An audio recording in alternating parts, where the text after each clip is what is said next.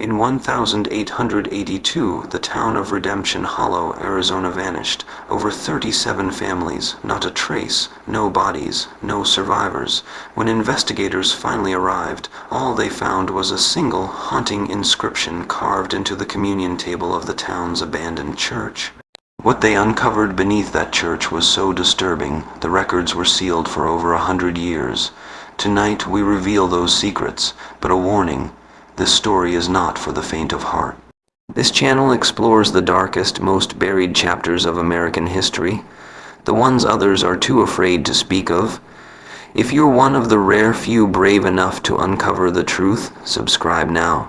Let us know where you're watching from. We're building a community of seekers, truth hunters, survivors. Now, let's descend into the shadows of Arizona territory, where the price of salvation was more than any soul should ever pay. Redemption Hollow wasn't found on most territorial maps, and that was no accident. Tucked between the jagged ridges of the Superstition Mountains and the dry bones of the Salt River Valley, this isolated town began as a haven. Or so it seemed. Founded in 147 by Reverend Ezekiel Sinclair, a disgraced Methodist preacher fleeing scandal in Missouri, the town attracted outcasts, failed miners, widows, religious exiles, people with nowhere else to go. But Ezekiel's past, buried beneath burnt church records and unnamed graves, was darker than anyone knew. Back in Missouri, he'd left his congregation under a cloud of suspicion. After a blizzard in 1846, several church members went missing.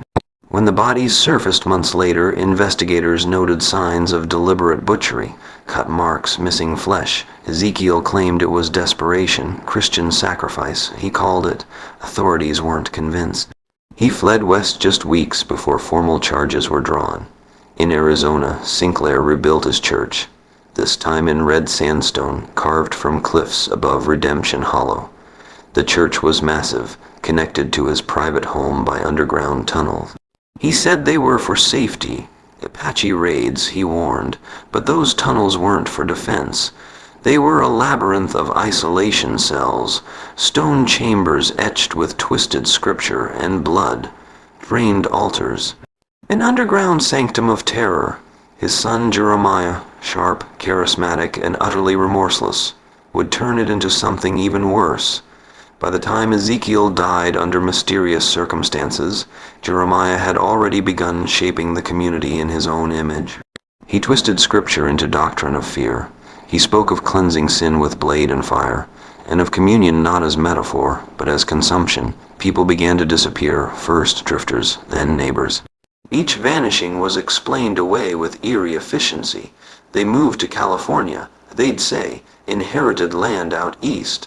But their homes remained full of personal belongings, children's toys, family portraits, unfinished meal.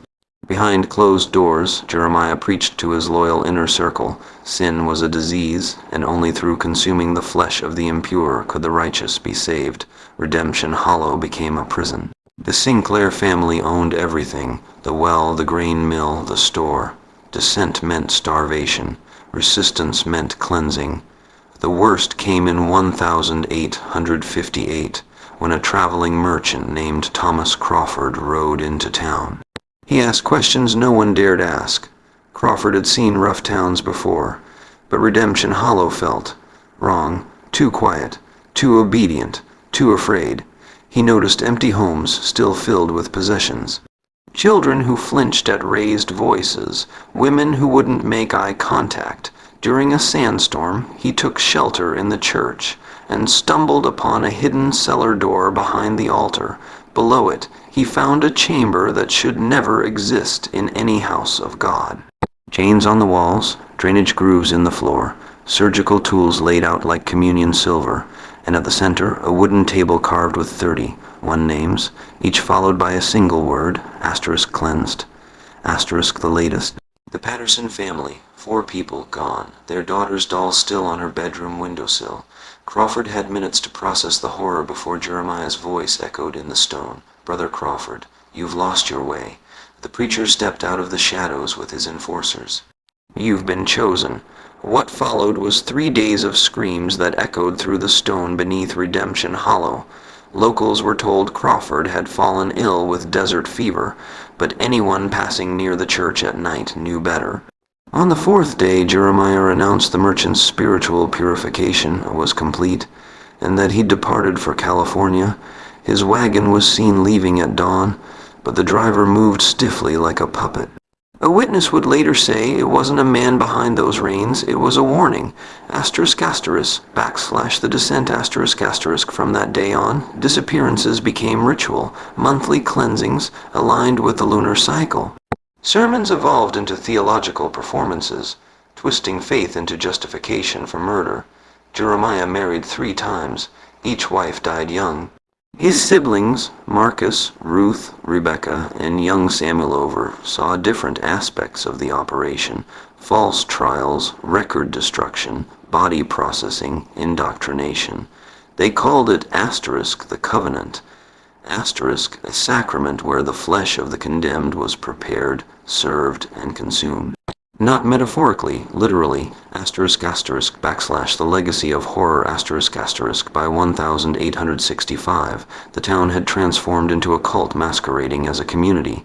Children informed on their parents. Outsiders vanished without a trace. In every sin, every crime was sanctified in Scripture. The underground tunnels grew, more chambers, more tools, more names carved into that unholy altar. By the time authorities finally arrived in 1882, the town was gone, every home empty, every journal burned, every well poisoned. Only the Sinclair Church remained, sealed shut. Inside, investigators found one thing left untouched: that communion table. With 73 names and the final entry freshly carved, **, redemption hollow cleansed, **, outro call to action **, what happened in Redemption Hollow is not an isolated tale. Across the American frontier, darkness often wore the mask of salvation.